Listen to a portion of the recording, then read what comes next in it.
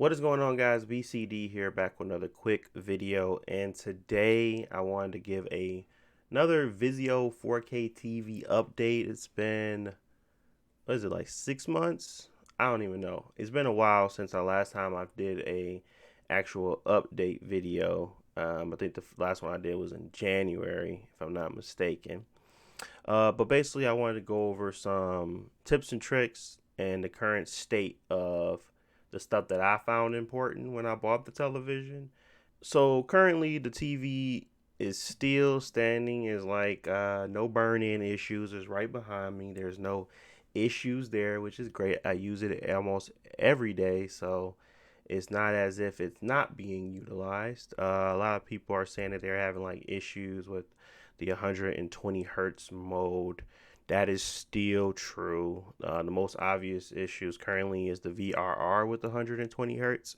It's just a huge problem. So if you want that mode, and you'll probably gonna need to turn off the variable refresh rate, unfortunately. This is like solely on the Xbox Series X as it currently stands. That's the only console that actually has that. Currently, the PlayStation 5 does not have VRR support. I don't have a card or like a graphics card that I can use to kind of test it properly. So I'm only going to be talking about consoles here. So no, I don't use it as a PC monitor, and I don't know much about how it would work in that regard. So don't ask. Next thing I want to talk about is the cost. So in regards to like how much I actually pay for it and how much I find it to be worth. So I still find it to be competitively priced. It's around 1,300 or so right now. I recommend $1,000 price versus paying 1,300.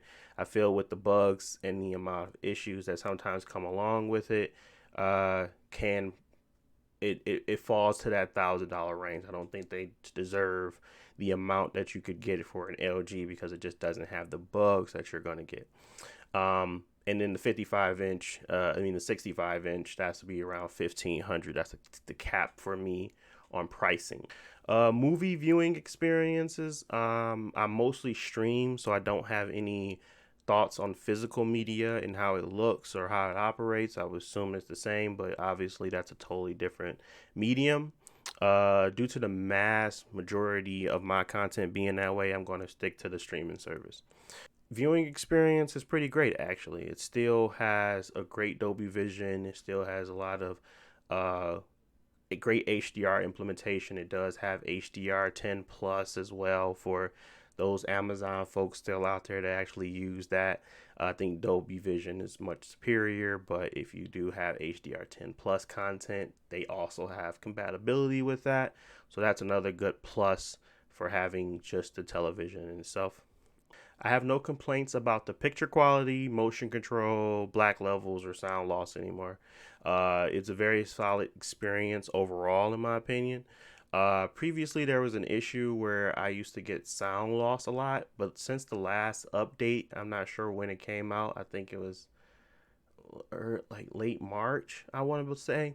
I'm not 100% sure. I haven't had any sound loss issues where I would have to go back to a different HDMI port and go back to the other one that I was using to get the sound to come back in. I just haven't had those issues as of late.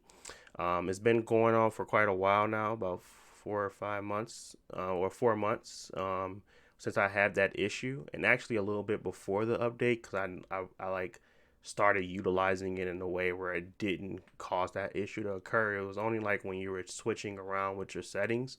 So it was a way to kind of avoid it, and that's what I did. But I had to switch my settings sometimes, and even when I did that, it still didn't give me the issues that it used to. The user interface could still use some work. This is outside of the bugs. This is probably my biggest complaint with the Vizio. I just hate their interfaces. The good thing is that it can be fixed with a simple plug-in dongle. Whatever you prefer, Amazon or Google. I prefer Google TV, so that's the one I enjoy. It comes with like much quicker responses, built-in voice control, something that the Vizio remote does not come with on their premium television, which is strange to me. But the Google TV gives me that back, so I have the option to do voice controls, and it's just an overall better experience, better apps. just better. So if you get a Vizio and you have the same problem as I have, where the interface just you just can't get with it, they have a lot of stuff on there. They even have free TV things. I just don't like their interface. It's slow and it feels outdated at this point. But if it's to each his own, if you enjoy it, that's great. Overall, though, this TV is still looks amazing as it should, for the price, and it has held its own for me. I don't see myself swapping out this TV anytime soon, simply because this generation has proven that it's not completely ready for 4K 120. It's 4K 120 sometimes, it's mostly 4K 60 most times. So as of now, it's hitting the 4K 60 variable refresh rate HDR check boxes that I need.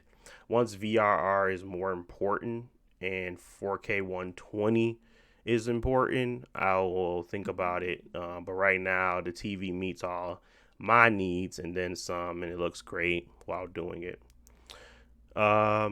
Will you run into some bugs? Yes, of course. Don't expect that this thing is bug free at this point. I've been able to mitigate a lot of my bugs that I've recently reported on previously because of, things that I was doing, which I'll probably provide you guys some helpful tips at the end of this video. But I just wanted to give you guys an overall update on the 4K Vizio OLED as of now. It has had some updates and it has fixed some things and enabled some things, but in generally speaking, it's in a much better state. But it's not like those bugs and things have totally went away. You still get weird things that occur. Again, I just made adjustments for those not to occur as often. So moving into the next part of this video is kind of like helpful tips, some things that I've learned owning this Vizio 55H1. You may experience an issue where you lose audio occasionally, which I talked about earlier. What you'll want to do is swap inputs, and this should bring your signal back.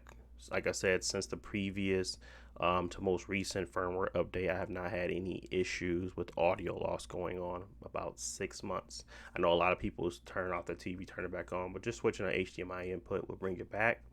It's a weird bug to have, but it's there. You may experience an issue with getting the TV to cut on. You will need to unplug it completely.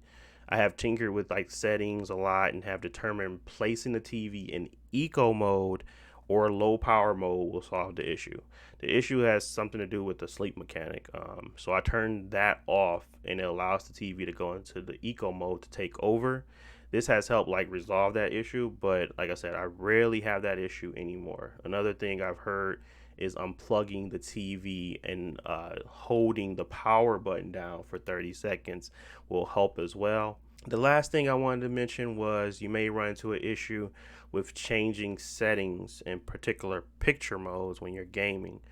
You either need to make your own custom settings presets on a different input, or you can make adjustments for the standard modes provided on an empty input, and then switch back. Most of those block settings will retain the changes that you made, so when you do go back, it'll still reflect those same changes. And that's how you kind of tinker with it until you get to the right settings. I put up some settings videos as well in case you guys want to check that stuff out, trying to give you guys the best options for settings, and then I kind of go in a little bit more into detail about how to create your own presets and stuff like that. But outside of that, yeah, that's pretty much it for me. It's doing what it's supposed to do, and it saved me money at the time when I needed a TV that could do what I needed, what I wanted it to do, which is that HDMI 2.1. And at this point in time, it has definitely been well worth the money. I don't feel like I was, I guess, I don't feel as if I was ganked or I felt like I was robbed. I got it for like under $1,000. I think it was $899 to be exact. So I definitely got it for a steal. I think this is well worth $1,000. I just don't think it's worth 13. That's when it goes into the LG range, and I just feel like you might as well, to get rid of all the bugs, you might as well pay if you're gonna pay $1,300, you might as well pay $1,400 to get rid of the bugs. That's my opinion on it. But yeah, that's pretty much it. Thank you guys for watching as usual. If you like this type of content, don't forget to like and subscribe, and I will talk to you guys in the next video. Peace.